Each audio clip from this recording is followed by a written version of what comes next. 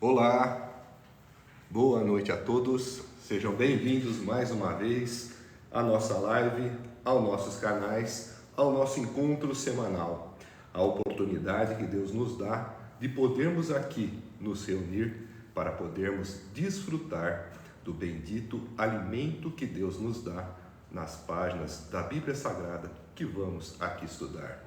É a oportunidade que nós temos de glorificar o nome de Deus e de aprendermos acerca da sua palavra. E através da sua palavra, podermos compreender melhor a essência e o caráter de Deus, conhecendo a profundidade do ser de nosso Senhor e Salvador Jesus Cristo, conhecendo a sua essência, que é o amor, e conhecendo também, além do seu amor, a sua misericórdia e a sua justiça. É através da Bíblia Sagrada que Deus se revela a nós. É através dela que nós o conhecemos também o seu santo e divino Filho e sabemos qual é a sua vontade, a sua essência e o seu caráter. Uma boa noite aos que estão chegando, sejam bem-vindos mais uma vez à nossa live, ao nosso encontro.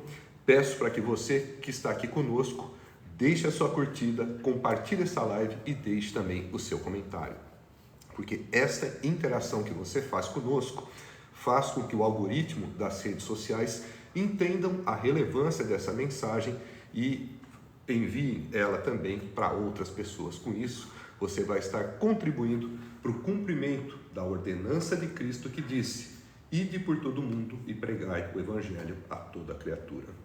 Obrigado aos que estão aqui conosco. Hoje nós faremos a pregação expositiva do capítulo 14 do Evangelho de Marcos, este que é o antepenúltimo capítulo deste livro sagrado que nós começamos a estudar há algumas semanas e que estamos já nos aproximando do seu encerramento.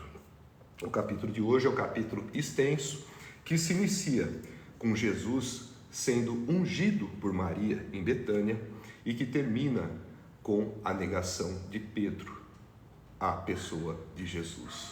Nós veremos Jesus sendo julgado e condenado injustamente pelo Sinédrio. Veremos também Jesus em sua agonia no Getsêmani. Veremos ele predizendo que Pedro o negaria. E veremos no final que Pedro vai de fato negá-lo. Antes de nós darmos início propriamente à exposição desse capítulo 14, nós faremos uma breve recapitulação acerca dos propósitos e do que é o Evangelho de Marcos. O Evangelho de Marcos ele é um dos 3 evangelhos sinópticos, juntamente com Lucas e com Mateus, e tem esta denominação, essa classificação acadêmica e teológica, escrito como sinótico, porque junto com Mateus e com Lucas, o Evangelho de Marcos, eles têm uma mesma perspectiva, o mesmo ponto de vista acerca da narrativa a respeito da vida de Jesus, a respeito do ministério do nosso Senhor e Salvador. O Evangelho de Marcos, ele foi escrito pelo próprio evangelista Marcos, também conhecido como João Marcos, e ele tem o propósito de descrever a narrativa de vida de Jesus para o público romano. Nesse sentido, o Evangelho de Marcos exalta muito mais as ações de Jesus do que propriamente os seus ensinos, pela própria característica daquele povo que prezava muito pelo heroísmo, pelas conquistas bélico-militares dos seus imperadores e dos seus generais. Nesse sentido, Jesus é retratado como alguém que está constantemente em ação, curando enfermos, expulsando demônios, fazendo diversos milagres e pregando a palavra de Deus.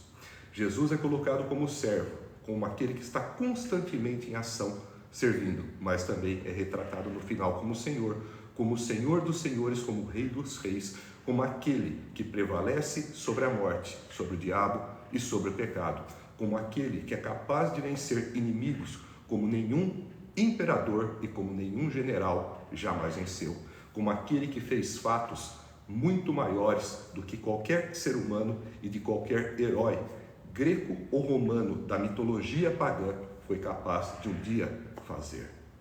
Então, nesse sentido, Jesus atinge o clímax desse evangelho, sendo colocado como Filho de Deus, como o próprio Deus vivo que se fez carne e habitou entre nós, como aquele que superou e suplantou as expectativas humanas em termos de glória e de conquistas, como aquele que conseguiu vencer um inimigo que nenhum ser humano é capaz de vencer, a própria morte. E é por isso que ele pode nos garantir e nos assegurar a vida eterna. Ele é o príncipe da vida. Nós vamos então dar início à nossa pregação fazendo primeiro uma oração. Ó Pai, pedimos a Ti para que nos dê a iluminação devida para que possamos ter a compreensão necessária de cada palavra que vamos ler.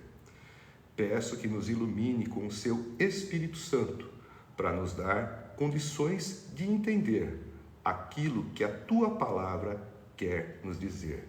E peço que também nos dê a inspiração necessária para que possamos transmitir com precisão os ensinamentos que cada palavra tem a nos oferecer, para que possamos hoje sair daqui mais próximos, mais íntimos e melhores conhecedores da Sua vontade, para que possamos nos aprofundar em conhecimento e intimidade com o Seu Filho, com o nosso Senhor e Salvador, Jesus Cristo.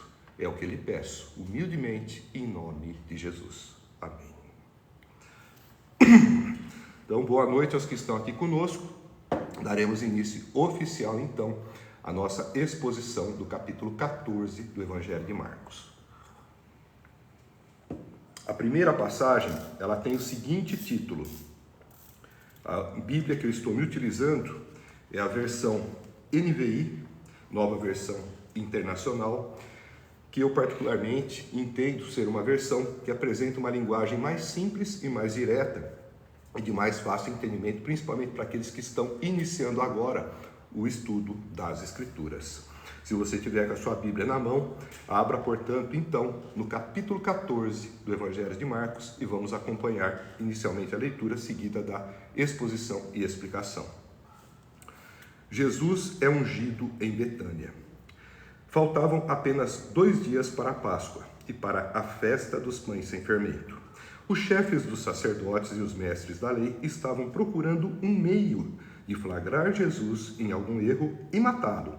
Mas diziam, não durante a festa, para que não haja tumulto entre o povo. Estando Jesus em Betânia, reclinado à mesa na casa de um homem conhecido como Simão, o leproso, aproximou-se dele certa mulher com um frasco de alabastro contendo um perfume muito caro feito de nardo puro. Ela quebrou o frasco e derramou o perfume sobre a cabeça de Jesus. Alguns dos presentes começaram a dizer uns aos outros, indignados, por que este desperdício de perfume? Ele poderia ser vendido por 300 denários e o dinheiro ser dado aos pobres. E a repreendiam severamente. Deixem-na em paz, disse Jesus. Por que a estão perturbando? Ela praticou uma boa ação para comigo, pois os pobres vocês sempre terão com vocês e poderão ajudá-los sempre que o desejarem. Mas a mim vocês nem sempre terão. Ela fez o que pôde, derramou o perfume em meu corpo, antecipadamente preparando-o para o sepultamento. Eu lhes asseguro que onde quer que o Evangelho for anunciado em todo o mundo, também o que ela fez será contado em sua memória. Então, Judas Iscariotes, um dos 12, dirigiu-se aos chefes dos sacerdotes a fim de lhes entregar Jesus. A proposta muito os alegrou e lhe prometeram dinheiro. Assim, ele procurava uma oportunidade para entregá-lo. Essa é a primeira passagem que nós encontramos no capítulo 14 do Evangelho de Marcos. Para que nós possamos ter uma interpretação e um entendimento gradual, progressivo e paulatinamente mais claro dessa passagem, nós vamos dividi-la em algumas partes. Nós vemos no início que Jesus e os seus discípulos estavam em Jerusalém, se preparando para a festa da Páscoa e para a festa dos pães sem fermentos ou dos pães asmos. Eram 2 festas que faziam parte da tradição judaica, do calendário de festas do judaísmo e que ocorriam naquela época praticamente ao mesmo tempo. A Páscoa para os judeus simbolizava a saída do povo do Egito, da terra do pecado. Os pães sem fermento lembravam a pressa que eles tinham de preparar o alimento sem dar tempo sequer do pão crescer, pela ausência de fermento, para estarem prontos para sair assim que o Senhor ordenar. A festa também lembrava a passagem, ou também chamada de Pessá, que é uma referência ao fato do anjo da morte ter passado, ter pulado pela casa dos primogênitos judaicos, poupando-os da morte. Lembremos que naquela ocasião, quando Deus libertou o seu povo, foram dadas 10 pragas contra o Egito e a última dela era a morte dos primogênitos. Naquela ocasião, foi feito o sacrifício de um cordeiro e cada casa deveria passar o sangue de um cordeiro nos umbrais da porta, indicando ao anjo da morte que naquela casa ele não deveria agir, ele não deveria entrar, ele deveria passar, Pessá. É isso que significava Páscoa em hebraico. Então, eles estavam ali celebrando a Páscoa, que era uma lembrança desta libertação divina que eles tiveram da terra do Egito, que também era ligada ao pecado. O fermento também simbolizava o pecado. E eles celebravam esta festa que não só fazia uma reverência a Deus pelo fato de tê-los libertados do Egito há 1500 anos atrás, mas também era uma festa aonde se celebrava a espera pela chegada do Cordeiro de Deus. Do mesmo jeito que no Egito foi oferecido um cordeiro cujo sangue passado no umbral das portas serviu para poupar da morte os primogênitos, o primogênito ou os primogênitos que estavam na casa dos hebreus, eles esperavam também que Deus mandasse o seu primogênito, o seu cordeiro, o Cordeiro de Deus, para que morresse no lugar dos pecadores e fizesse com que eles pudessem ser salvos. A Páscoa não só lembrava a saída do Egito, mas também era uma lembrança da promessa de Deus de que o Cordeiro de Deus um dia também seria dado.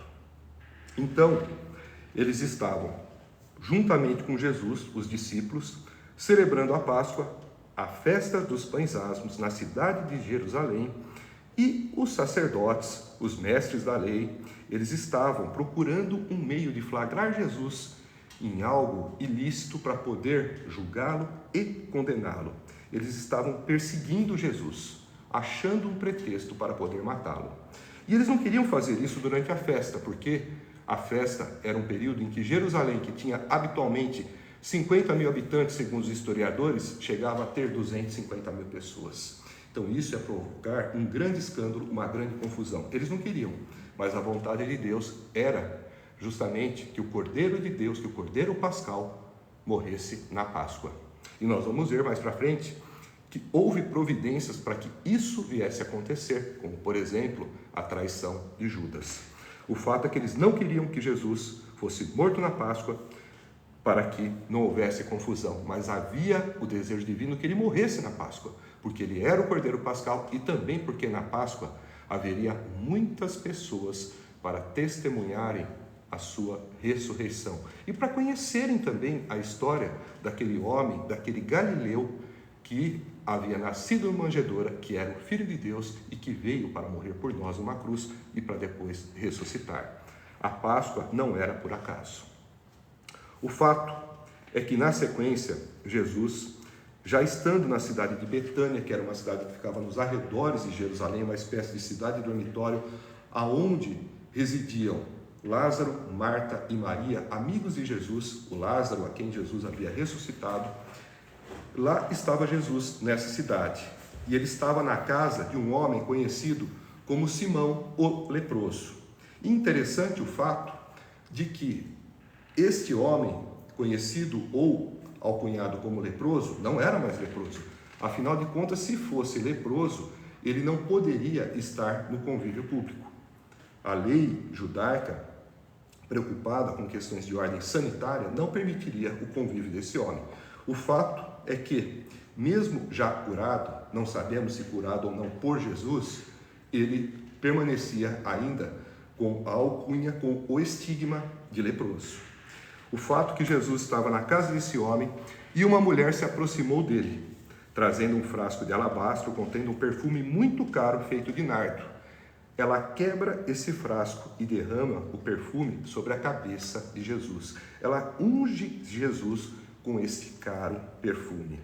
Nós vemos que esta mulher, que é descrita nesta narrativa em paralelo no Evangelho de João, ela é Maria. Maria, irmã de Lázaro e também irmã de Marta. Maria, que também muito amava o Senhor. Uma mulher que sempre que é descrita, ela está prostrada diante de Jesus. Quando clama a ele pela ressurreição de seu irmão Lázaro, quando estava com Jesus em sua casa, recebendo Jesus em sua casa, Maria, prostrada aos pés do Senhor, ouvindo seus ensinos, e agora também junto dele, quebrando um frasco cheio de um perfume caro, precioso, para ungir a cabeça do Senhor. Ela deu o melhor que tinha para Jesus. No entanto, alguns dos presentes começaram a dizer, de uma forma indignada, por que este desperdício de perfume? Afinal de contas, ali estimava-se, nós sabemos pelo Evangelho de João, que no caso Judas, tinha estimado esse valor em 300 denários, e um dinheiro que ele entendia e que acabou também por persuadir os demais a entenderem que este valor deveria ser dado aos pobres. E por isso eles a repreendiam severamente. Para que tenhamos uma ideia do que significa 300 denários, um denário era o valor do salário pago a um trabalhador braçal pela jornada de um dia. 300 denários equivaleria a basicamente 10 meses de trabalho de um trabalhador braçal. Seria equivalente mais ou menos a 10 salários mínimos. E ela fez com que isso que ela tinha, que nós entendemos que era tudo que ela possuía, visto que naquela época não era acessível a todos os serviços bancários. As pessoas guardavam aquilo que possuíam na forma de joias, de cereais, de roupas, de perfumes e de outras coisas que poderiam guardar em casa. O fato é que é enfatizado o preço deste perfume, a preciosidade desse unguento. Por quê? Porque é justamente para mostrar o quanto ela amava e valorizava Jesus, a ponto de, assim como aquela mulher que ofereceu 2 moedinhas no gasofilácio na arca do templo, ser reconhecida como Jesus, como aquela que deu mais do que todos os ricos que por ali passaram, essa também deu tudo o que tinha para colocar junto do corpo de Jesus. E Jesus repreende aqueles que a repreenderam, porque Jesus percebe que ela pratica uma boa ação. Jesus diz a eles que os pobres sempre estarão junto deles e eles terão outras oportunidades de poderem também auxiliar os pobres. Mas essa era provavelmente a última, se não uma das últimas oportunidades deles poderem conviver com Jesus. E provavelmente a última oportunidade de Maria de estar junto do Senhor, de poder amá-lo e de poder adorá-lo e venerá-lo quando ele ainda estava vivo. Por isso, nós devemos perceber o gesto nobre que essa mulher fez, abrindo mão daquilo de precioso que tinha em favor justamente do reconhecimento do valor que dava a Jesus. Não que Jesus valesse 300 denários, mas para ela aquilo era tudo o que ela tinha. Se tivesse mais, provavelmente ela também daria. E nós vemos nesse gesto de Maria, que denota o amor e reverência ao Senhor, que ela também exprime a fé que possuía nas palavras de Jesus, que disse que um dia morreria, e morreria numa cruz que ressuscitaria, justamente para que um dia pudesse também nos salvar. Ela ungia o corpo de Jesus, como o próprio Jesus dizia, preparando-o para a sepultura, preparando-o para o sepultamento, porque ela cria que ele iria morrer. Afinal de contas, se o próprio Senhor reconhece que ela vinha para ungir o seu corpo para o sepulcro, é porque ela sabia que ele iria morrer, coisa que os seus discípulos ainda duvidavam, porque viam os seus milagres e quando criam que ele era o Filho de Deus, embora muitas vezes vacilassem, quando criam, não acreditavam que ele de fato morreria. Mas ela cria, porque sabia que essas palavras de Jesus não poderiam falhar. Elas eram cumprimento de profecias. E se já estava escrito, desde os livros do Antigo Testamento, que foram escritos pelos profetas e que são palavra de Deus, não tinha como esse fato não acontecer. E Jesus reconhece o amor dessa mulher, o seu fervor e a sua reverência, deixando também uma ordem que se estende até os nossos dias, que onde quer que o Evangelho for anunciado em todo o mundo, também o que ela fez será contado em sua memória. Nós vemos que Jesus recompensa aqueles que o amam, recompensam aqueles que o reconhecem, recompensam aqueles que o adoram. E hoje nós vemos que Maria, irmã de Lázaro, que fez aquele gesto generoso para com o Senhor, um gesto de amor e um gesto de fervor, crendo que ele iria morrer porque ele é o Filho de Deus e tinha que passar por isso, ela o ungiu. E este reconhecimento de Maria fez com que Jesus a recompensasse, fazendo com que o seu gesto nobre fosse reconhecido em todo o mundo, sempre que esse evangelho fosse pregado, como agora ele está sendo. Nós vemos também que Jesus enfatiza a importância da fé nele, como teve Maria, mais do que a própria caridade. Nós sabemos que a salvação vem pela graça, por meio da fé. É pela fé que somos justificados. A salvação não é por obras, para que ninguém se glorie. A salvação é um dom de Deus. Nesse sentido, nós recorremos ao que está em Efésios capítulo 2, versículos 11 e 9, que diz: pois sois salvos pela graça, por meio da fé. E isso não vem de vocês, é dom de Deus, não pelas obras, para que ninguém se glorie.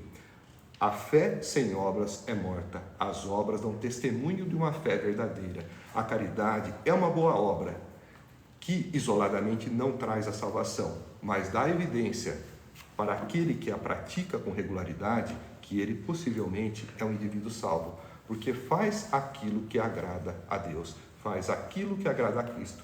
Mas Cristo aqui mostra que aquele ato de generosidade de Maria para com ele, denotando também a fé que ela tinha, que ele haveria de morrer porque ele era o Cristo, é mais importante do que ter feito caridade com aquele perfume, dando aos discípulos para darem aos pobres.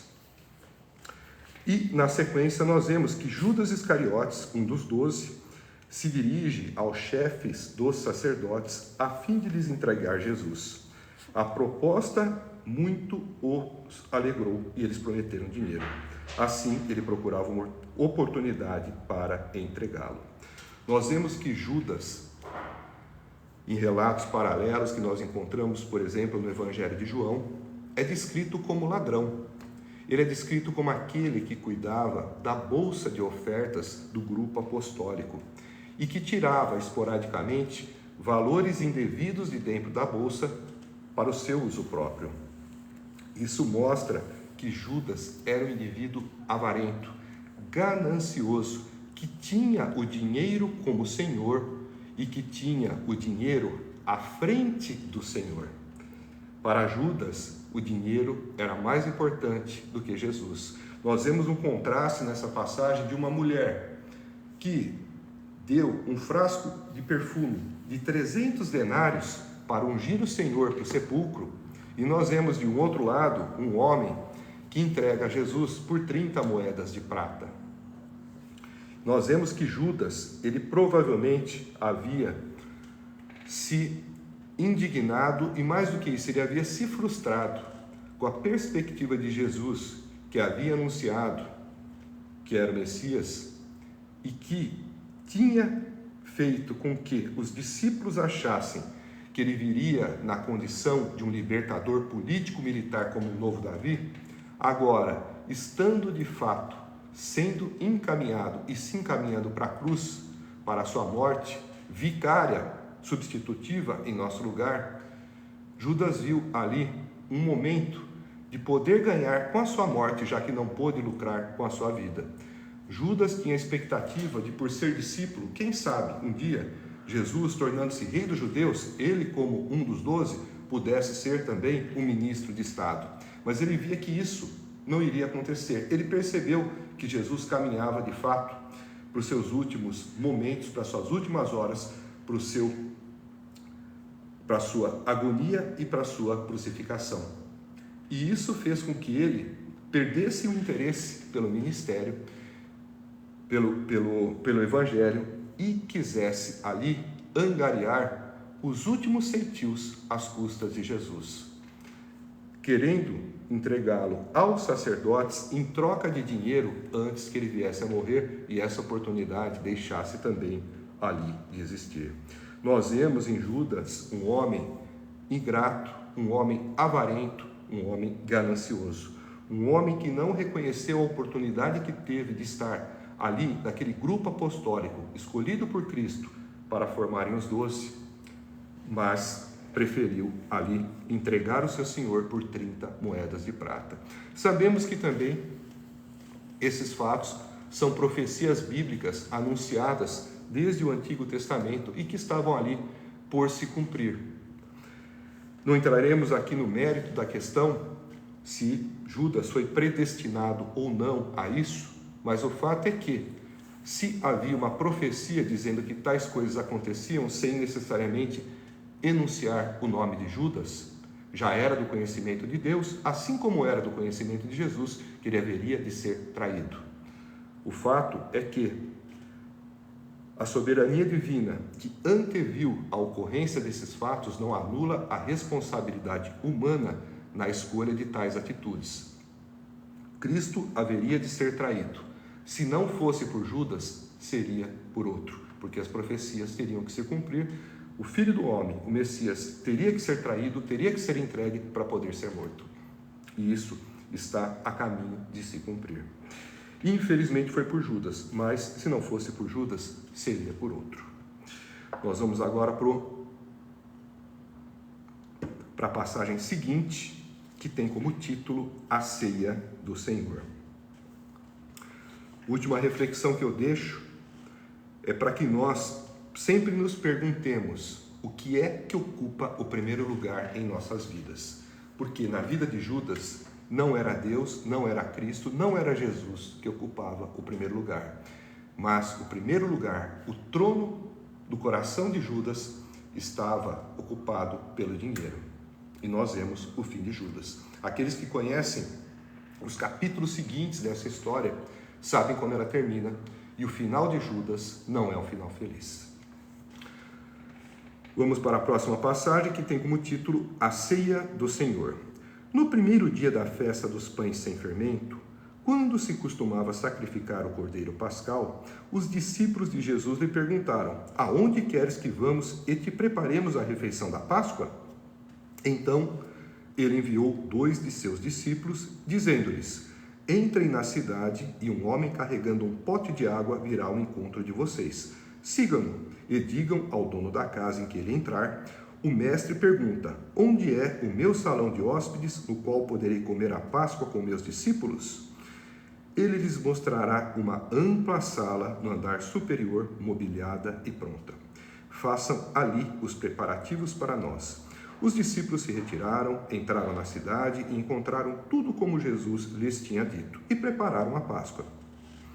Ao anoitecer, Jesus chegou com os 12. Quando estavam comendo, reclinados à mesa, Jesus disse: digo-lhes que certamente um de vocês me trairá, alguém que está comendo comigo. Eles ficaram tristes e, um por um, lhe disseram: com certeza não sou eu, afirmou Jesus. É um dos 12, alguém que come comigo do mesmo prato. O Filho do Homem vai, como está escrito a seu respeito. Mas, ai daquele que trai o Filho do Homem, melhor lhe seria não haver nascido. Enquanto comiam, Jesus tomou o pão, deu graças, partiu-o e o deu aos discípulos, dizendo: tomem, isto é o meu corpo. Em seguida, tomou o cálice, deu graças, ofereceu aos discípulos e todos beberam. E lhes disse: isto é o meu sangue da aliança, que é derramado em favor de muitos. Eu lhes afirmo que não beberei outra vez do fruto da videira até aquele dia em que beberei o vinho novo no reino de Deus. Depois de terem cantado um hino, saíram para o Monte das Oliveiras. Aqui também nós temos uma passagem emblemática das Escrituras, que é a ceia do Senhor. O contexto aqui em que ela se dá é no cenáculo de uma casa, ou seja, é o cômodo que fica no andar superior. É justamente o lugar em que os discípulos prepararam a ceia, e muitos acreditam que essa casa em que ocorreu a Santa Ceia, ou a Ceia do Senhor, seria a casa de João Marcos, a casa da mãe de João Marcos, também conhecida como Maria. Nós não temos essa afirmação de uma maneira clara nas Escrituras, mas escritos da tradição nos fazem crer que essa casa seja a casa da mãe do evangelista João Marcos, autor do evangelho que nós estamos expondo, capítulo 14, hoje. E o fato é que Jesus ali se assenta com os seus discípulos naquela que seria a última, a derradeira refeição, aonde nós vemos nos outros evangelhos, como por exemplo no evangelho de João, que ele deixa as últimas instruções, que ele dá também um novo mandamento, para que nós nos amemos uns aos outros como ele nos amou, como que ele nos amou a ponto de morrer por nós. Então ele dá alguns dos últimos ensinamentos. Essas passagens nós não encontramos no evangelho de Marcos, mas nós sabemos que ocorreram nesse contexto da Santa Ceia, aonde, ao anoitecer, Jesus chega com o restante dos 12, começam a comer, e ali ele inicia uma refeição fazendo uma declaração indigesta. Digo-lhes que certamente um de vocês me trairá, alguém que está comendo comigo. E nós vemos que os discípulos ali, eles ficam tristes. Um por um, eles vão rapidamente se inocentando. Inocentando no sentido de dizerem de si mesmos: com certeza não sou eu. E Jesus afirma: é um dos 12, alguém que come comigo do mesmo prato. O Filho do Homem vai, como está escrito a seu respeito, mas ai daquele que trai o Filho do Homem, melhor lhe seria não haver nascido. Nós vemos aqui nessa passagem que Jesus evoca o que está descrito no Salmo 41, versículo 9, que diz que aquele que toma o pão comigo no prato é o mesmo que levanta o calcanhar contra mim. Ou seja, aqui Jesus usa uma passagem que está no livro de Salmos, uma passagem do Antigo Testamento, que está em um salmo messiânico, para fazer justamente uma alusão àquele que o haveria de trair, e para mostrar a forma como ele seria identificado, como sendo aquele mesmo que pega o pão no mesmo prato que ele, e que também é aquele que levanta o calcanhar contra ele. Nesse sentido, nós vemos que é uma traição de alguém muito íntimo, de alguém muito próximo, de alguém que está sentado à mesa, comendo do pão no mesmo prato.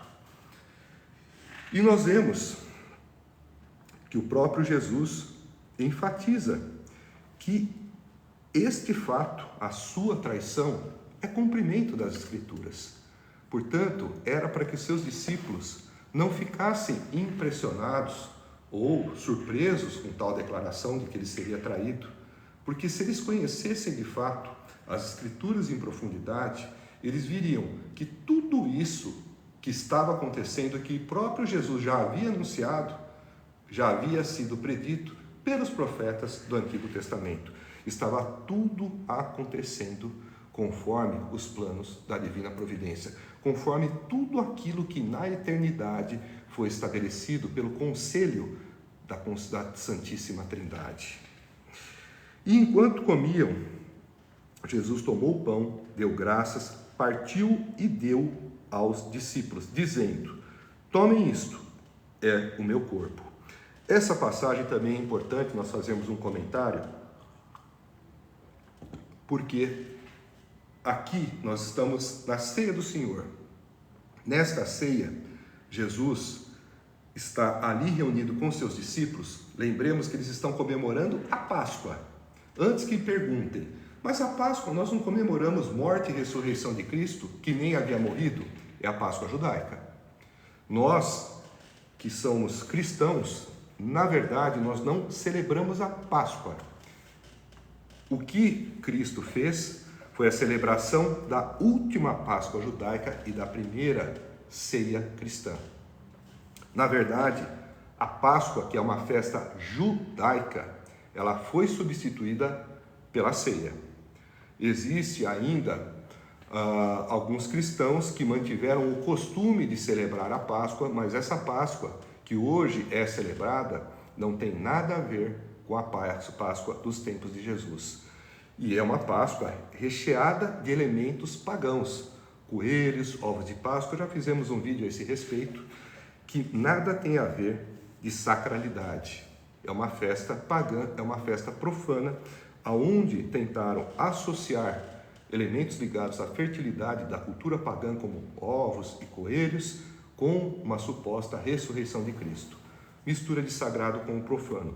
O fato é que a Páscoa foi substituída pela ceia do Senhor. E aqui é importante nós falarmos a respeito do pão. O pão, hoje, ele tem diferentes visões dentro do meio cristão. A Igreja Católica entende que a hóstia, ela é o corpo de Cristo de forma literal. Ela entende que há a transubstanciação de uma tal forma que os elementos que contêm a hóstia, eles são transformados em músculos, em ossos, em nervos, em tecidos biológicos vivos. Lutero, que é um dos reformadores, ele entendia que o pão, na verdade, na Santa Ceia, ele tinha, na verdade, um símbolo que representava a presença material de Cristo, mas ele não era o corpo de Cristo. É uma ideia de consubstanciação. Não há uma transformação dos elementos, por exemplo, do trigo em tecido biológico humano vivo, tá? Mas Lutero entendia que ali havia uma presença material de Cristo. Já outro reformador, Zwinglio, entendia que havia uma presença espiritual ali no pão, mas que o pão era somente pão. Lutero também entendia que o pão era somente pão, mas que Jesus estava presente materialmente ali naquele elemento.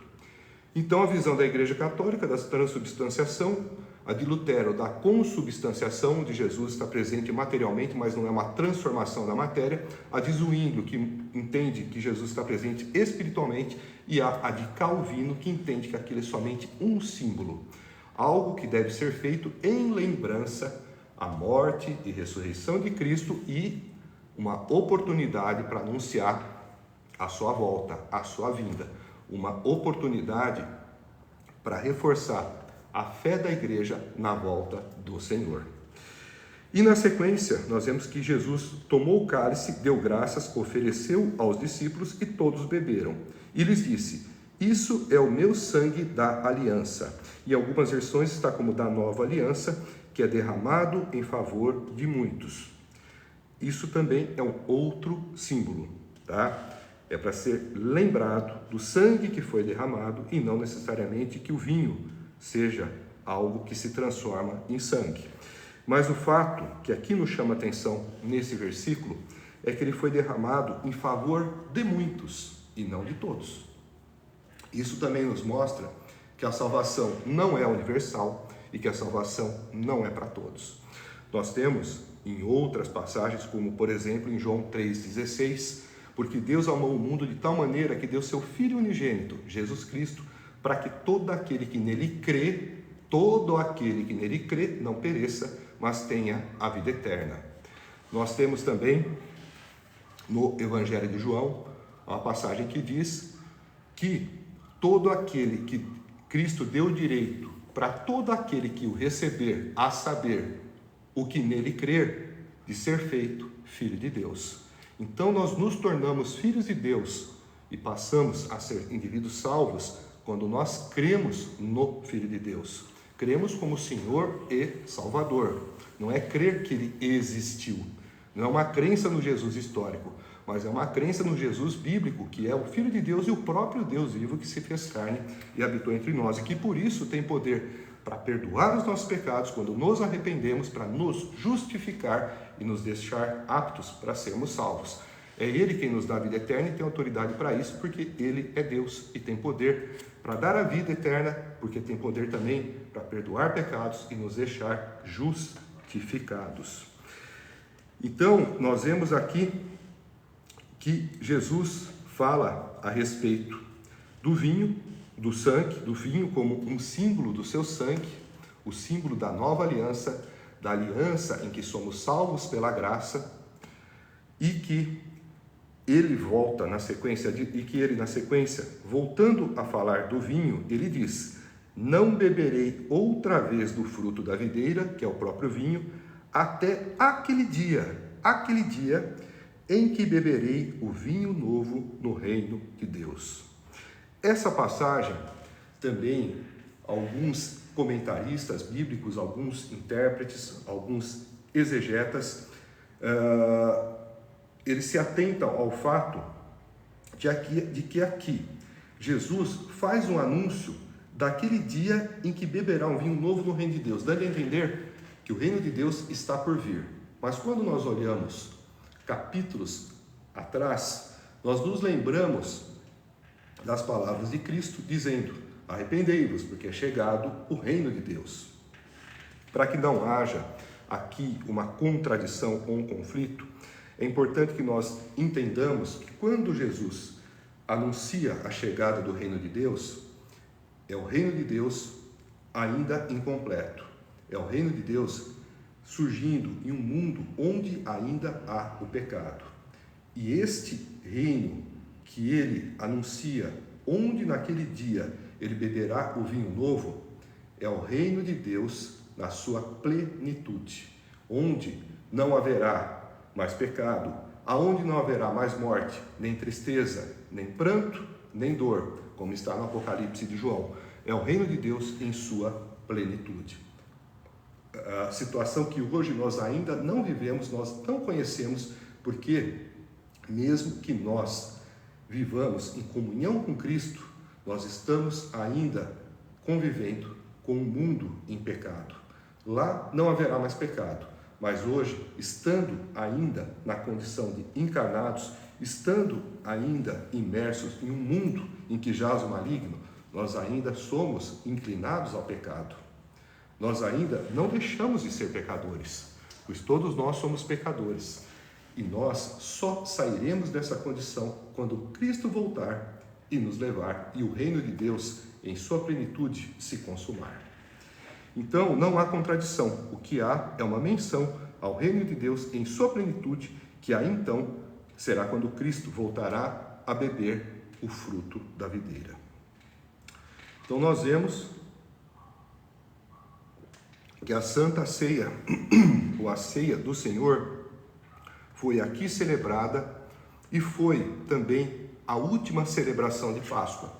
Sendo a Páscoa uma festa judaica e sendo o judaísmo uma religião de símbolos, onde tudo apontava para Cristo, desde o templo até os objetos e os utensílios do templo, o judaísmo, na verdade, se encerra com a ressurreição de Cristo e com a sua ascensão aos céus. Nesse sentido, o que nós temos é a celebração da última Páscoa e da primeira ceia. Nós vamos agora para a passagem seguinte, que tem o seguinte título: Jesus prediz que Pedro o negará. Disse-lhes Jesus: vocês todos me abandonarão, pois está escrito: ferirei o pastor e as ovelhas serão dispersas.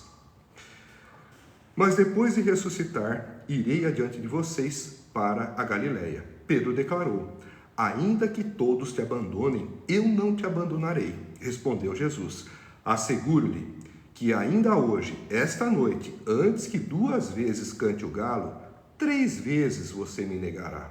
Mas Pedro insistia ainda mais: mesmo que seja preciso que eu morra contigo, nunca te negarei. E todos os outros disseram o mesmo. Nós vemos aqui, nessa passagem, que Jesus está ali novamente enfatizando aos seus discípulos fatos que vão ocorrer em um futuro próximo, fatos que vão ocorrer nas horas seguintes, nos próximos 2 dias, pois ele já estava prestes a morrer, prestes a ressuscitar, e os seus discípulos ainda pareciam não entender o que estava para acontecer, o que estava prestes a se consumar. Jesus usa inclusive uma frase que é também a evocação de uma profecia do Velho Testamento, onde diz: ferirei o pastor e as ovelhas serão dispersas. Essa é uma profecia de Zacarias, que está no capítulo 13, versículo 7. É também uma profecia messiânica, dizendo a respeito do que aconteceria no período do contexto da morte do Messias. Esse ferirei o pastor é justamente uma referência à morte de Jesus. E quem ferirá o pastor? O próprio Deus. O próprio Deus ali é quem vai fazer com que seu filho seja crucificado conforme os seus planos, para que nós possamos ser resgatados. E essa profecia fala: ferirei o pastor e as ovelhas serão dispersas. E Jesus descreve essa profecia em outras palavras, dizendo que todos me abandonarão. E o que nos chama a atenção aqui nessa passagem é que Jesus, enquanto declara que eles vão abandoná-lo e que Pedro discorda de Jesus e que sente-se no ar aquele clima de morte, entremeado também com um clima de traição vindo da parte de Judas, Jesus estava absolutamente convicto de que iria morrer e de que iria ressuscitar. Tanto que ele diz: mas depois de ressuscitar, irei adiante de vocês para Galiléia. Vejam qual era o entendimento de Jesus acerca do seu destino. Ele sabia que ia morrer, sabia que ia ressuscitar e já estava marcando um encontro para, depois de morto e ressurreto, encontrar os seus discípulos na Galiléia. Jesus tinha a plena consciência do que o Pai havia determinado, daquilo que teria que acontecer e que já estava pré-estabelecido desde os tempos eternos. E nós vemos nessa passagem que Jesus declara que todos vão abandoná-lo, a soberba de Pedro, a autoconfiança, até a arrogância de Pedro, confrontando as palavras de Jesus quando disse que todos o abandonariam, e ele diz: Pedro, ainda que todos te abandonem, eu não te abandonarei. Ele mostra aqui o quão o coração humano é enganoso. Pedro confiava em si mesmo, na sua própria força, no poder dos seus braços, na sua suposta autoridade, para poder dizer que Cristo estava errado, para falar que ele não o abandonaria, mesmo que todos o abandonassem. E Jesus não só mantém a sua posição acerca da negação de Pedro, como ele aprofunda a forma e detalha de que maneira essa negação se daria, dizendo: asseguro que ainda hoje, esta noite, antes que 2 vezes o galo cante, 3 vezes você me negará. E nós vemos que Pedro, ainda soberbo, ele insiste: mesmo que seja preciso que eu morra contigo, nunca te negarei. E todos diziam o mesmo. Nós sabemos, pelo andamento dos fatos e também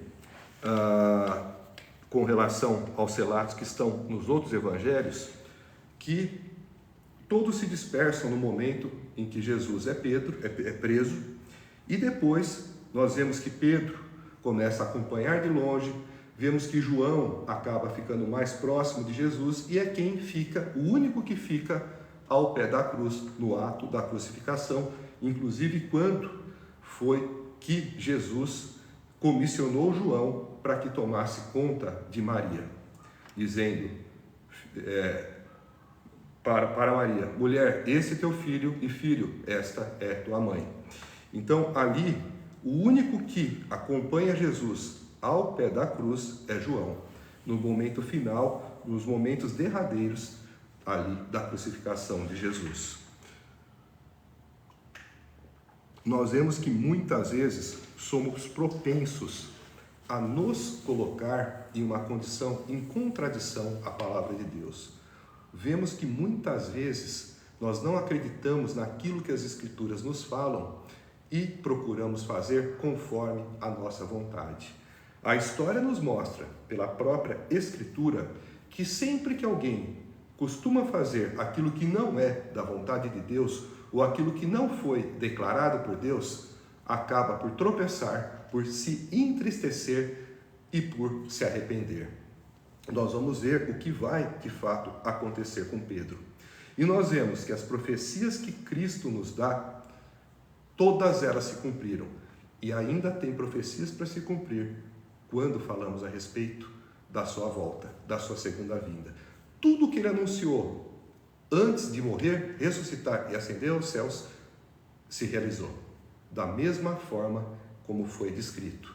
Vocês ainda duvidam daquilo que está para acontecer? Vocês acham que há alguma chance de Cristo não voltar? Pois fiquem atentos. Ninguém sabe o dia e a hora que ele vai voltar, mas estejam preparados. Creiam e se arrependam. Agora nós vamos passar para a próxima perícope, ou para a próxima passagem, que tem o seguinte título: Jesus no Getsemane. Então foram para um lugar chamado Getsemane, e Jesus disse aos seus discípulos: sentem-se aqui, enquanto eu vou orar. Levou consigo Pedro, Tiago e João e começou a ficar aflito e angustiado. E lhes disse: a minha alma está profundamente triste, numa tristeza mortal. Fiquem aqui e vigiem. Indo um pouco mais adiante, prostrou-se e orava para que, se possível, fosse afastada dele aquela hora. E dizia: Abba, Pai, tudo te é possível. Afasta de mim este cálice, contudo, não seja o que eu quero, mas sim o que tu queres. Então voltou aos seus discípulos e os encontrou dormindo. Simão, disse ele a Pedro, você está dormindo? Não pôde vigiar nem por uma hora? Vigiem e orem, para que não caiam em tentação. O espírito está pronto, mas a carne é fraca. Mais uma vez ele se afastou e orou, repetindo as mesmas palavras. Quando voltou, de novo os encontrou dormindo, porque seus olhos estavam pesados. Eles não sabiam o que lhe dizer. Voltando pela terceira vez, ele lhes disse: vocês ainda dormem e descansam? Basta. Chegou a hora, eis que o Filho do Homem está sendo entregue nas mãos dos pecadores. Levantem-se e vamos. Aí vem aquele que me trai. Essa é uma passagem também bastante impressionante que nós encontramos aqui a respeito dos momentos derradeiros de Jesus. Nós sabemos, pelo relato do Evangelho de Lucas, que Jesus chegou a suar sangue em um momento. Jesus teve aquilo que, dentro da literatura médica, é chamado de hematidrose. Fato descrito em poucas ocasiões e que normalmente está associado a um estresse extremo. E aqui nós vemos que quando eles estavam neste lugar chamado de Getsemane, que é também conhecido como prensa de azeite, como sendo um lugar onde as oliveiras são prensadas e aonde Jesus estava em aflição, estava em angústia, estava se sentindo oprimido, ele se colocou a orar, se sentou e começou a orar. Disse aos seus discípulos: eu vou orar. Nós vemos ao longo da narrativa bíblica que Jesus, mesmo sendo Deus, orava ao Pai. Jesus orou em seu batismo, orou em lugares desérticos, orou na escolha dos discípulos, orou na transfiguração, orou no Getsemane e em outras diversas ocasiões. E aqui o que nos chama a atenção é também a humanidade de Jesus, que ao mesmo tempo em que era verdadeiramente Deus, também era ali verdadeiramente homem. Nós vemos que ele estava aflito, que ele estava angustiado. Vemos em uma outra passagem, quando ele fala de Jerusalém, que ele estava triste. Vemos também que ele teve fome, que ele teve sede. E ali ele estava aflito e angustiado. E aqui dizendo, triste e numa tristeza mortal. E ele pede para os seus discípulos, fiquem aqui e vigiem. Neste momento de angústia, em que ele repartia a dor, e em que estava também dividido entre essa natureza divina e essa natureza humana, ele encontra forças e alicerces para esse momento de extrema dificuldade na oração, juntamente com o Pai, e no apoio de seus amigos. Nós vemos que ao mesmo tempo em que ele ora, e que nós vemos por uma narrativa em paralela, que vem um anjo consolá-lo, nós vemos que os discípulos adormecem. Jesus pede para que eles orem e para que eles vigiem, porque o espírito estava pronto, mas a carne era fraca. Eles precisavam, eles não entendiam a necessidade que eles tinham de orar. Se o Filho de Deus, se Cristo ali orava, como eles não entendiam que também precisavam orar? Ora, a necessidade da oração se mostrava porque eles também, assim como Jesus, iriam passar por momentos de dificuldade e de aflição. Não na intensidade que passou Jesus, mas teriam que enfrentar também perseguições, açoites, dores e, no fim, enfrentariam também, cada um no seu tempo, o seu martírio. O fato é que eles não entendiam que tinham que orar porque a carne precisava se fortalecer naquele momento de dificuldade, de provação que eles estavam prestes a enfrentar. O espírito está pronto, mas a carne é fraca. Eles não entendiam que era através da oração que eles iam encontrar forças para não desistirem, para não se acovardarem, para não fugirem. E eles estavam ali também para fazer companhia a Jesus, para ser aquele apoio humano que a parte humana de Jesus precisava, pois a parte divina tinha em oração o suporte de Deus. Tinha também o apoio de um anjo consolador que Deus enviou, que nós vemos na narrativa de um dos outros evangelhos. Mas eles, como os discípulos, não entendiam a importância de orarem e de vigiarem, de estarem atentos, de estarem alerta e de estarem orando para que as tentações da carne não os fizessem fraquejar diante da prova. Mas o fato é que eles adormeciam. O fato é que eles vacilavam ao invés de vigiarem. Até que, em um dado momento, depois de terem sido 2 vezes advertidos e repreendidos por Jesus, Jesus volta pela 3ª vez e diz: vocês ainda dormem e descansam? Basta, chegou a hora. Eis que o Filho do Homem está sendo entregue nas mãos dos pecadores. Levantem-se e vamos. Aí vem aquele que me trai. Ou seja, até o momento da prisão de Jesus, ele não pôde contar com os seus discípulos. Até o momento derradeiro em que o traidor chegou, trazendo consigo toda a turba daqueles que iriam participar da prisão injusta de Jesus, os seus discípulos não foram pilares e nem alicerces para dar um suporte mínimo que poderiam e que deveriam dar a Jesus. Jesus aqui suportou este momento de aflição extrema no Getsemane através da oração e do suporte que por meio desta recebeu do Pai.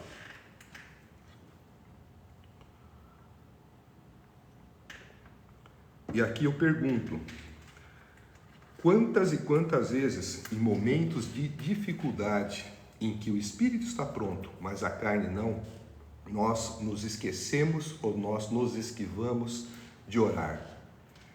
É muitas vezes, nos momentos de aflição, antes da provação chegar, que nós, assim como Pedro teve a ousadia de dizer para Cristo que não o abandonaria e que não o negaria, que nós achamos que estamos prontos e preparados para tudo que vamos enfrentar.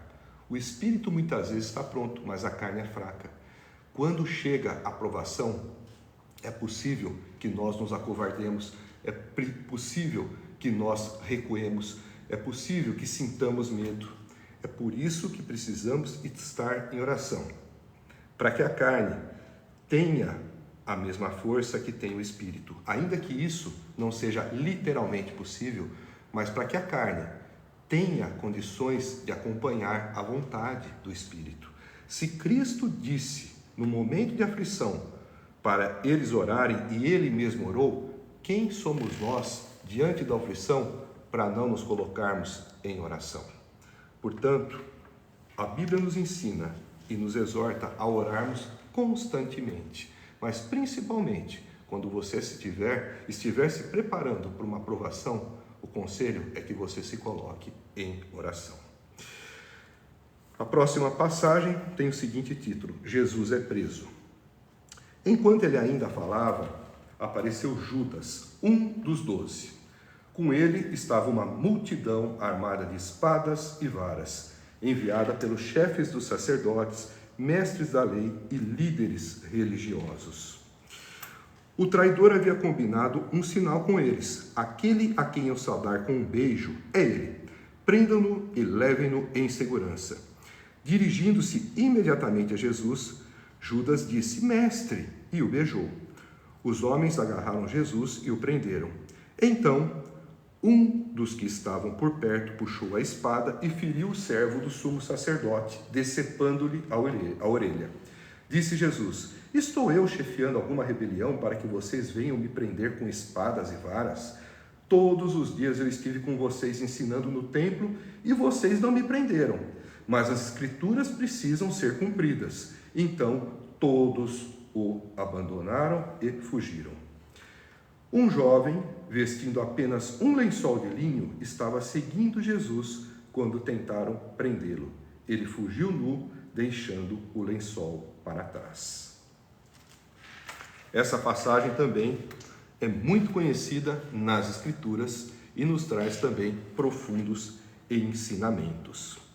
Nós vemos aqui que Jesus, já esperando a sua prisão, uma prisão previsível e já anunciada, ele recebe Judas, e Judas, assim que o vê, ele faz a seguinte saudação: Mestre. Nós vemos que Judas não chama Jesus de Senhor, mas o chama de Mestre. Essa forma de se dirigir a Jesus também é uma forma de não reconhecê-lo como Senhor, já que nós vimos que o Senhor de Judas era o dinheiro. E o beijo?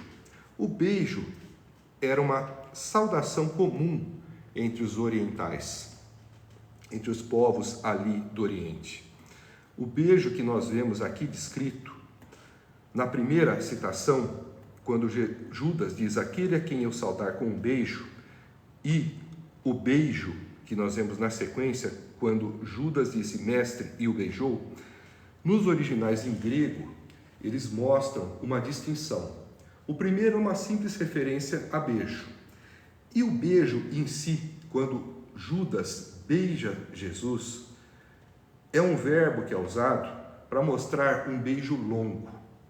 É um beijo para fazer com que, talvez, outros que Judas tivesse encontrado e cumprimentado com um beijo, esse beijo que ele deu em Jesus fosse um beijo diferente, para que todos os que vissem ele dando aquele beijo mais longo, percebessem que aquele era o que seria indicado para ser preso.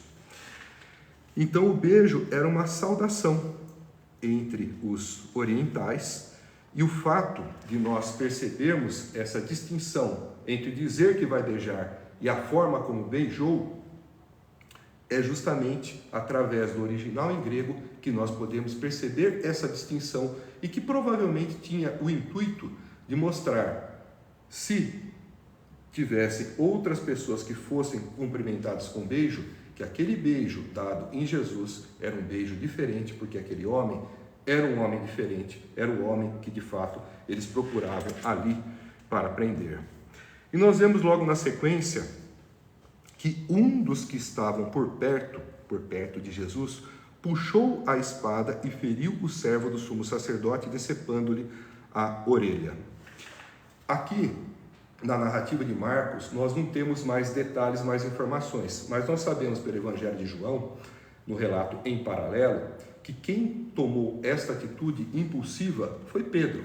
Pedro que desembainhou a espada e que acabou por decepar a orelha do servo do sumo sacerdote, que é chamado de Malco. Pedro provavelmente queria decepar a cabeça e acabou errando o golpe e decepando somente a orelha. E nós sabemos também que Jesus acaba por colocar de novo, reimplantar em linguagem médica a orelha de Malco, como se a orelha fosse colada novamente por Jesus de uma forma miraculosa, o que não mudou em nada a atitude dos que vinham para prender Jesus, mesmo com esta cura instantânea, completa e miraculosa. Marcos provavelmente não descreve aqui o nome de Pedro, porque Marcos, como muitos entendem, fez este relato a partir da narrativa de Pedro. Talvez para preservá-lo, acabou por ocultar o nome que João acabou revelando. E nós vemos também que quando isso acontece, Jesus repreende Pedro, né? Porque Pedro parece que não entendia que Jesus tinha que ser preso. E Jesus falou: você acha que se eu quisesse, eu não oraria a meu Pai? Ele não mandaria pelo menos 12 legiões de anjos? Ou seja, Jesus estava voluntariamente se entregando para ser preso, porque sabia que é isso que deveria acontecer e que na sequência ele também deveria ser morto, para depois ressuscitar e para ser o nosso Redentor.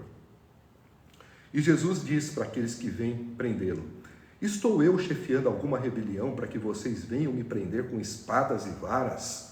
Todos os dias eu estive com vocês ensinando no templo e vocês não me prenderam. Mas as escrituras precisam ser cumpridas, então todos o abandonaram e fugiram. Nós vemos aqui nessa declaração de Jesus,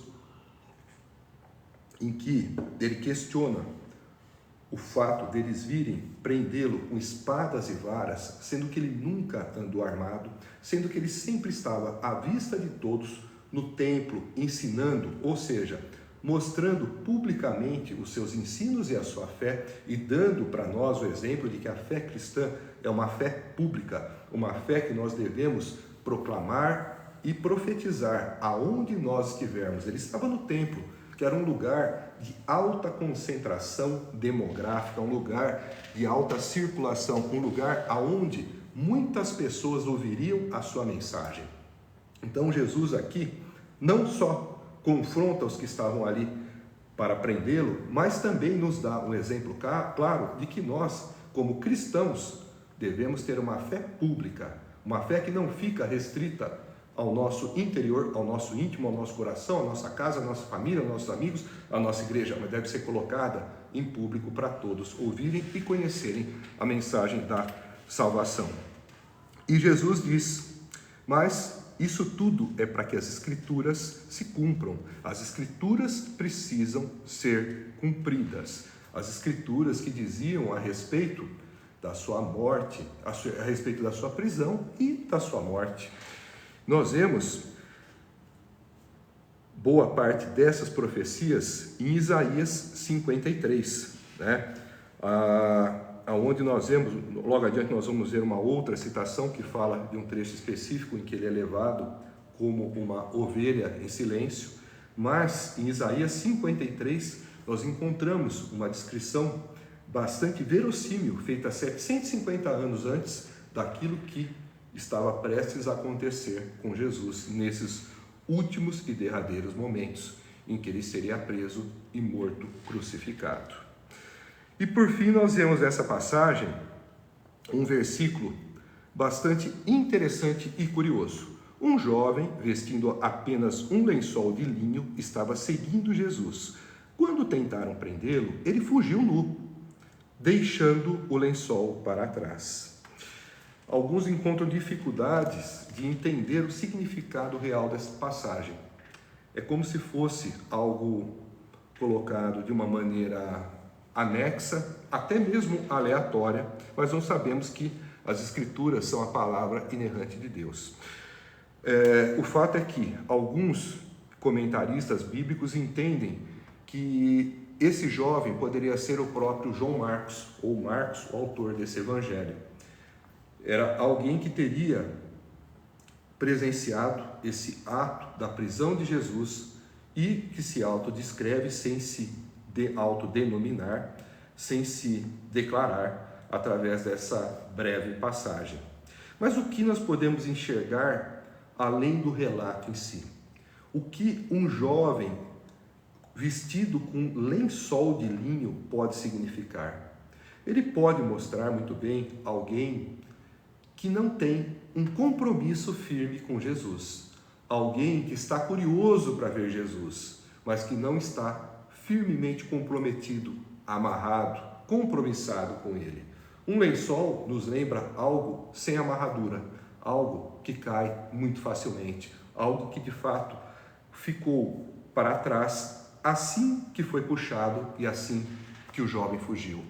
É como se ele estivesse em sua casa, nos arredores de onde Jesus foi preso, quando chegou uma multidão com cavalos, com armas, com espadas, com barulho, e ele, vendo toda essa algazarra, vendo toda essa agitação, ficou curioso e saiu do jeito que estava para ver. Se cobriu apenas com lençol, com algo que não tem uma amarradura, que não tem firmeza, e foi lá curiosamente para ver o que acontecia. Nós temos que tomar cuidado para muitas vezes não sermos como esse jovem, vestidos apenas com lençol, como pessoas apenas curiosas para conhecer Jesus, ao invés de estarmos firmemente amarrados com Ele, em comunhão com Ele, como se fôssemos um só. Nós vamos agora para a próxima passagem, que tem o seguinte título: Jesus diante do Sinédrio. Levaram Jesus ao sumo sacerdote. Então se reuniram todos os chefes dos sacerdotes, os líderes religiosos e os mestres da lei. Pedro o seguiu de longe, até o pátio do sumo sacerdote. Sentando-se ali, com os guardas, esquentava-se junto ao fogo. Os chefes dos sacerdotes e todo o sinédrio estavam procurando depoimentos contra Jesus para que pudessem condená-lo à morte, mas não encontravam nenhum. Muitos testemunharam falsamente contra ele, mas as declarações deles não eram coerentes. Então se levantaram alguns e declararam falsamente contra ele: nós o ouvimos dizer: destruirei este templo feito por mãos humanas, e em 3 dias construirei outro, não feitos por mãos de homens. Mas, nem mesmo assim, o depoimento deles era coerente. Depois, o sumo sacerdote levantou-se diante deles e perguntou a Jesus: você não vai responder à acusação que estes lhe fazem? Mas Jesus permaneceu em silêncio e nada respondeu. Outra vez, o sumo sacerdote lhe perguntou: você é o Cristo, o Filho do Deus bendito? Sou, disse Jesus. E vereis o Filho do Homem assentado à direita do Poderoso, vindo com as nuvens do céu. O sumo sacerdote, rasgando as próprias vestes, perguntou: por que precisamos de mais testemunhas? Vocês ouviram a blasfêmia. Que acham? Todos julgaram digno de morte. Então, alguns começaram a cuspir nele. Vendaram-lhe os olhos e, dando-lhe murros, diziam: profetize. E os guardas o levaram, dando-lhe tapas. Esta aqui é a narrativa de Jesus já levado ao Sinédrio. O que era o Sinédrio? O Sinédrio era uma espécie de conselho da sociedade judaica. Era como se fosse o Supremo Tribunal daquele povo. Lá participavam os fariseus, os saduceus, os mestres da lei, os anciãos, o próprio sumo sacerdote, num total de 71 membros. pessoas eminentes da sociedade judaica da época. E nós vemos que eles estavam ali reunidos e tinham o propósito de condenar Jesus, usando inclusive de testemunhos falsos.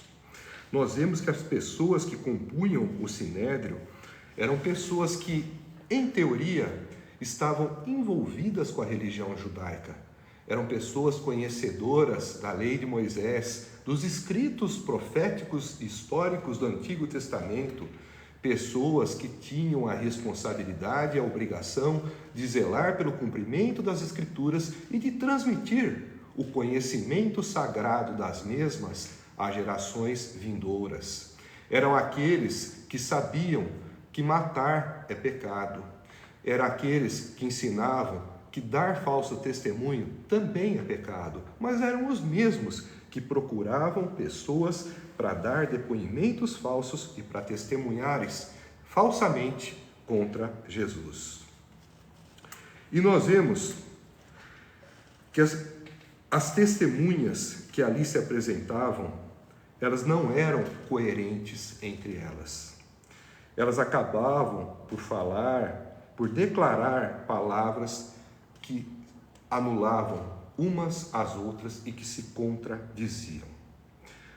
Uns chegaram e disseram: destruirei este templo feito por mãos humanas em 3 dias e construirei outro não feito por mãos de homens, atribuindo estas palavras a Jesus no intuito de tentar colocá-lo numa situação de um insurreto, de um indivíduo revolucionário, de alguém que estava fazendo ameaças e atentando contra a integridade do templo, como alguém que seria visto nos dias de hoje como um terrorista, como alguém que colocaria em risco toda a magnificência e beleza do templo que foi erigido por Herodes. Isso era algo preocupante, mas mais preocupante era o fato dessa declaração ser distorcida e falsa, porque o que Jesus havia declarado, que se fosse destruído seria reconstruído em 3 dias, era o seu próprio corpo. O templo ao qual ele se referia era o seu próprio corpo, que veio a morrer e ressuscitar 3 dias depois. Eles acabam por distorcer as palavras de Jesus no sentido de tentar comprometê-lo para poderem acusá-lo de seditor, de conspirador e até mesmo do que nós chamaríamos hoje de terrorista. Mas esses depoimentos não traziam coerência. Além disso, é importante que nós saibamos que este julgamento, além de falsas acusações, ele foi feito não obedecendo às tradições e às leis que regiam as práticas judiciárias daquele tempo.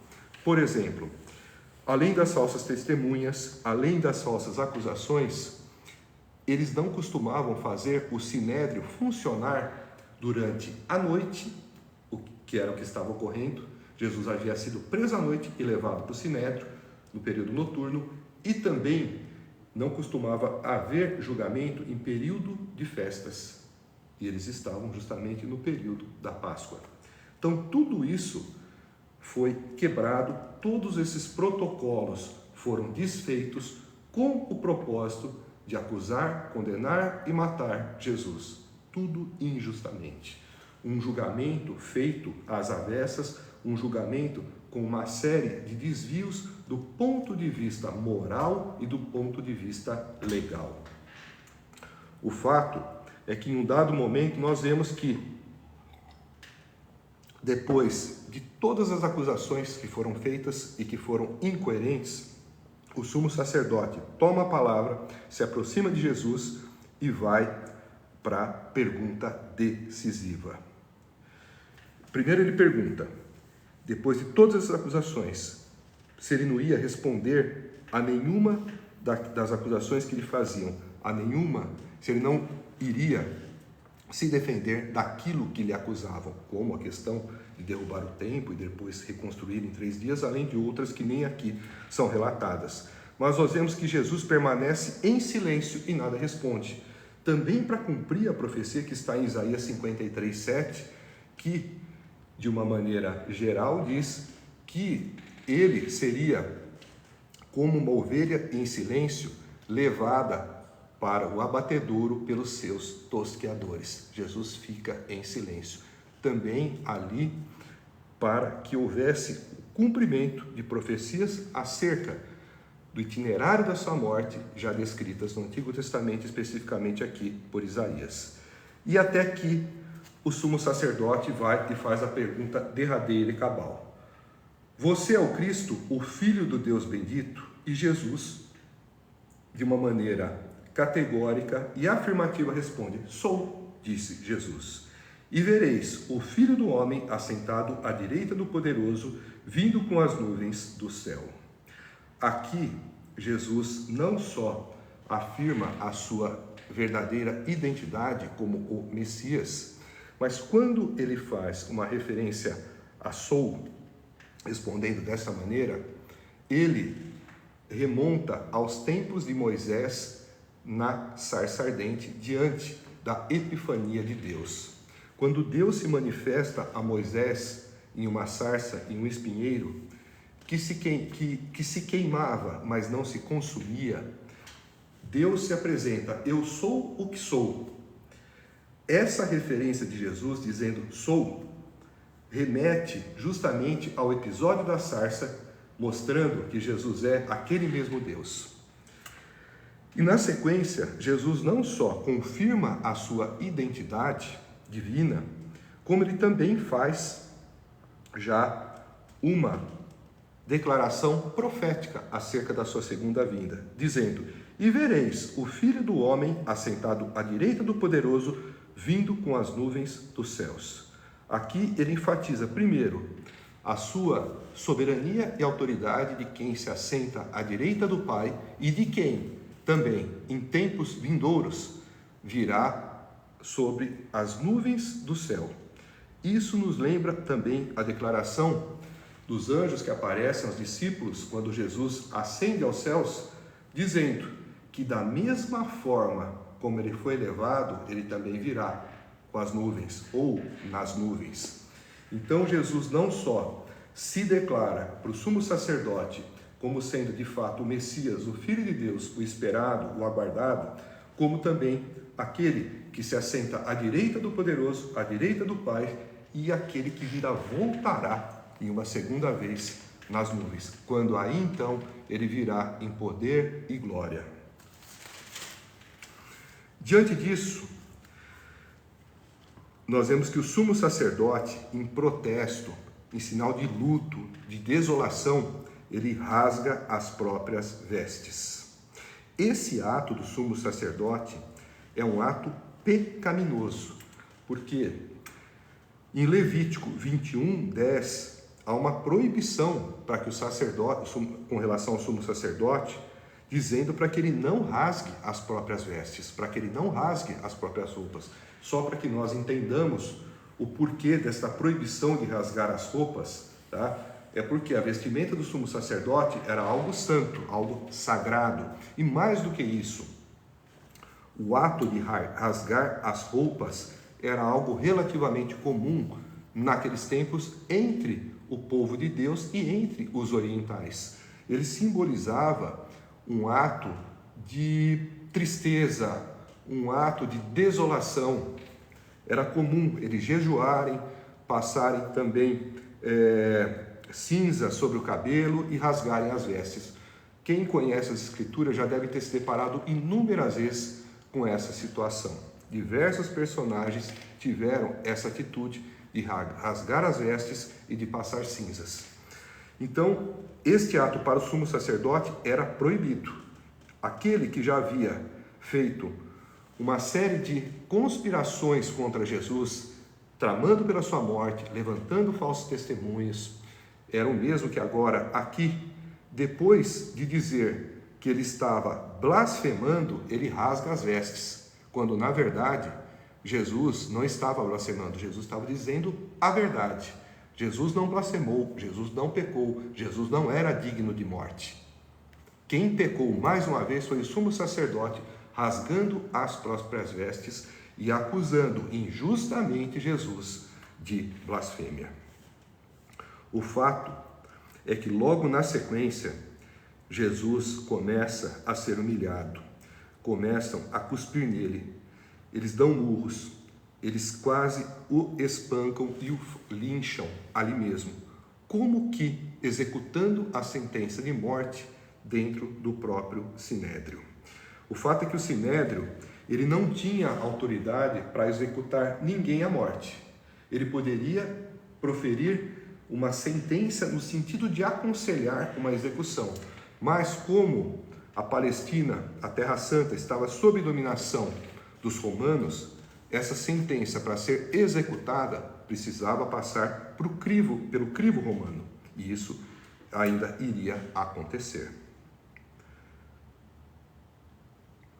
Nós vemos que o julgamento de Jesus, ele apresentou diversos erros em seu rito, em sua legalidade, em sua execução. Além das falsas testemunhas, ele foi executado em um momento noturno, quando não poderia ocorrer, e no período de festas, no caso na Páscoa, algo que também não era previsto. Mas tudo isso é cumprimento de profecias e fazia parte do trâmite pelo qual Jesus deveria passar para que chegasse à cruz, morresse e ressuscitasse para nos salvar. Na sequência, nós vamos entrar para a última passagem, que tem o seguinte título: Pedro nega Jesus. Estando Pedro embaixo, no pátio, uma das criadas do sumo sacerdote passou por ali. Vendo Pedro aquecer-se, olhou bem para ele e disse: Você também estava com Jesus, o Nazareno. Contudo, ele o negou, dizendo: Não o conheço, nem sei do que você está falando. E saiu para o alpendre. Nós vemos aqui Pedro negando Jesus pela primeira vez. Nós vimos que logo que Jesus foi preso, Pedro passou a acompanhá-lo à distância.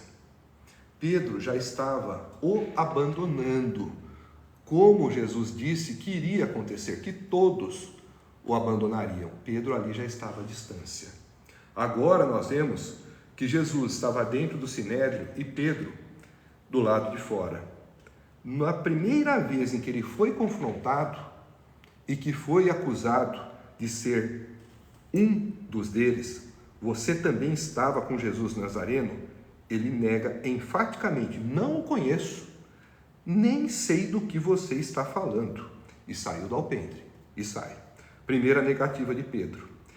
Na sequência, quando a criada o viu lá, disse novamente aos que estavam por perto: esse aí é um deles. De novo, ele negou. Nós vemos aqui Pedro negando pela segunda vez. Na sequência, pouco tempo depois, os que estavam sentados ali perto disseram a Pedro: certamente você é um deles, você é galileu. E ele começou a se amaldiçoar e a jurar: não conheço o homem de quem vocês estão falando. E o galo cantou pela segunda vez. Então Pedro se lembrou da palavra que Jesus lhe tinha dito: antes que 2 vezes cante o galo, você me negará 3 vezes. E se pôs a chorar. Nós vemos aqui nessa passagem que a profecia que Cristo havia feito acerca de Pedro negá-lo por 3 vezes antes que o galo cantasse 2 vezes, se cumpriu literalmente e na mesma medida em que foi proferida.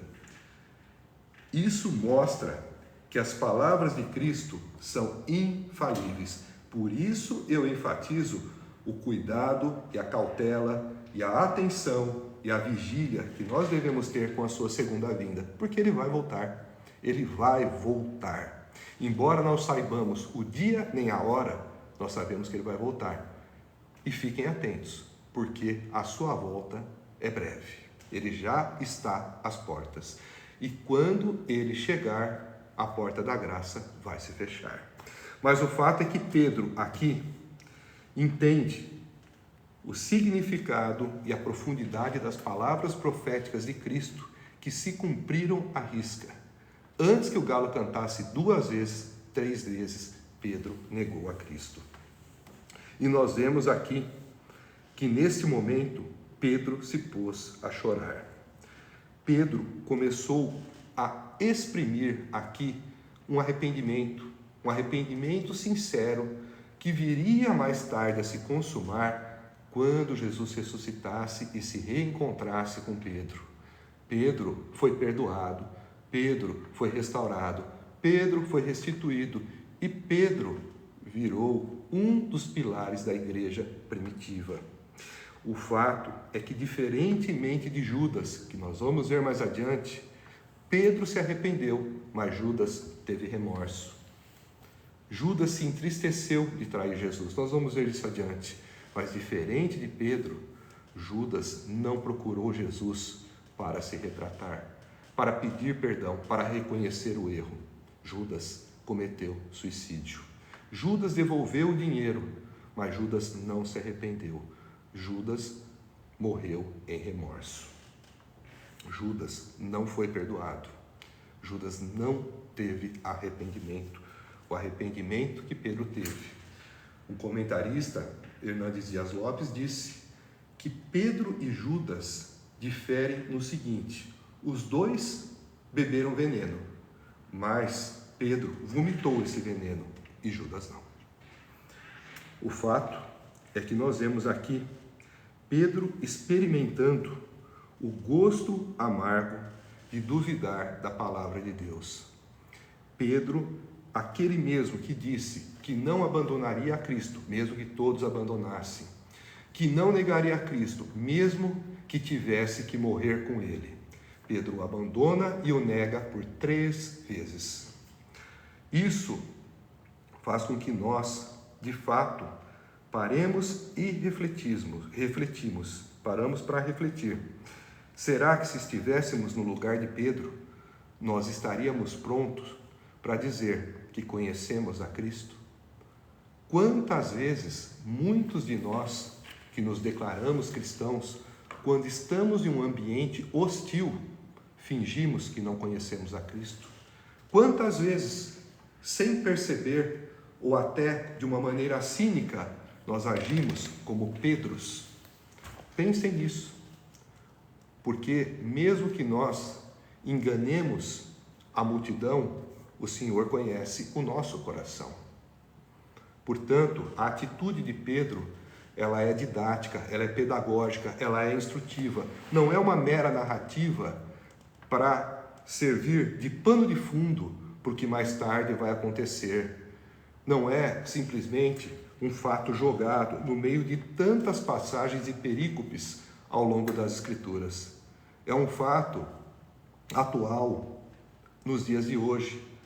É uma situação que todos nós devemos nos acautelar para não sermos como Pedro, quando nos confrontarem e nos perguntarem se nós conhecemos Jesus, se nós somos cristãos. Nós devemos não só proclamar a Cristo, como nós devemos viver como imitadores de Cristo. Nós devemos dar o testemunho da nossa fé pelas nossas obras. Não são as obras que salvam, mas aquele que se declara cristão deve viver como Cristo gostaria que nós vivêssemos. Você tem vivido assim? Você tem feito obras que dão testemunho da sua fé? Você tem vivido de fato como deve viver um verdadeiro cristão? Você tem pregado o Evangelho a todo que você tem encontrado? Ide por todo mundo e pregai o Evangelho a toda criatura. Aquela ordem dada aos discípulos permanece válida até hoje. Pare e pense. Quantas vezes você negou a Cristo? Quantas vezes você se sentou na mesa dos escarnecedores, como Pedro aqui também, junto à fogueira, se esquentando em uma noite gelada, enquanto o Senhor suava sangue, enquanto o Senhor era esbofeteado, ele ali, sentado junto a uma fogueira, na roda dos escarnecedores, ali ele se esquentava. Quantas vezes para você poder ficar confortável em um ambiente ímpio, você negou a Cristo. Você fingiu que não conhecia a Cristo. Pense nisso, porque o Senhor conhece o nosso coração.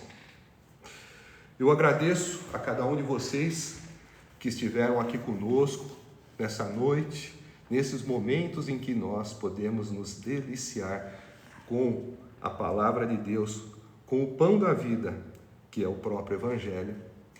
E agradeço também, mais uma vez, a Deus pela oportunidade que nos deu de aqui nos reunirmos. Antes de fazermos o encerramento, eu quero lembrá-los do livro que publiquei em dezembro de 2023, chamado A Revelação, uma viagem conduzida pela fé em busca da cura em nome de Jesus. Esse livro eu me dediquei 5 anos e meio na sua escrita, desde quando fui chamado no dia 8 de janeiro de 2023, poucos dias depois do meu chamado, iniciei a escrita desse livro. Nesse chamado, que foi no dia 8 de janeiro de 2018, 8 de janeiro de 2018, eu recebi um comissionamento para desenvolver um ministério de evangelização em todo o mundo e para desenvolver secundariamente e em paralelo ao ministério de evangelização, o ministério de cura. Para o ministério de cura, Deus me proveu diversas vivências no plano espiritual, aonde recebi a capacitação devida para a realização do ministério de cura. Os ensinamentos que recebi, eu procurei organizar, compilar ao longo deste livro. Esse livro é um tratado teológico cristocêntrico, é um tratado de medicina espiritual e é um tratado de física quântica. Aqui você vai entender de uma forma transcendente e espiritualista, mais racional, como que os maus sentimentos podem nos fazer adoecer e como que os bons sentimentos, as orações, as cores, as notas musicais podem nos trazer saúde e nos ajudar a curar. Você vai entender como é constituída a nossa individualidade como seres multicorporais ou multidimensionais, em nossa essência material e em nossa essência espiritual. Vai entender do que a nossa alma é constituída, do que e como. Vai conhecer as estruturas anatômicas que formam a nossa alma e os seus corpos espirituais. E vai perceber de uma maneira muito clara de que forma a nossa alma interfere no funcionamento do nosso corpo material, no sentido de fazer com que ele possa adoecer e no sentido de contribuir para que os distúrbios funcionais e as enfermidades orgânicas possam ser curadas. Se você tiver interesse em adquirir esse livro, acesse www.daniloverotti.com.br. Danilo Verotti, Verotti com 2 T's, TTI. Ou deixe uma mensagem para a gente nas nossas redes sociais. Nós vamos fazer agora uma oração de encerramento. Senhor, eu lhe agradeço mais uma vez pela iluminação que nos concedeu, pela inspiração que nos deu, que permitiram que tivéssemos o entendimento devido de cada passagem e que também permitiu que tivéssemos a capacitação devida para transmitir os ensinamentos que cada passagem nos traz, para que possamos, através desses ensinamentos, termos feito uma semeadura da sua bendita palavra no coração e na mente daqueles que nos ouviram, para que essas palavras caiam nas mentes e nos corações como sementes que encontram um solo fértil e que deem fruto para 100, fruto para 60 e fruto para 30, para a glória do seu nome e de nosso Senhor Jesus Cristo. É o que lhe peço em nome de Jesus. Obrigado e amém. Uma boa noite a todos, que Deus lhes abençoe imensamente. Quinta-feira teremos uma live com tema ainda a ser definido, onde eu e meu amigo Domênico Hispano iremos aqui nos encontrar às 8 horas nesta quinta-feira. Nos próximos dias nós iremos divulgar o tema que nós vamos abordar e debater nessa próxima live. E na segunda-feira que vem faremos a exposição do capítulo 15 do Evangelho de Marcos. Uma boa noite a todos, e estejam conosco nas nossas próximas lives. Uma boa noite, que Deus lhes abençoe.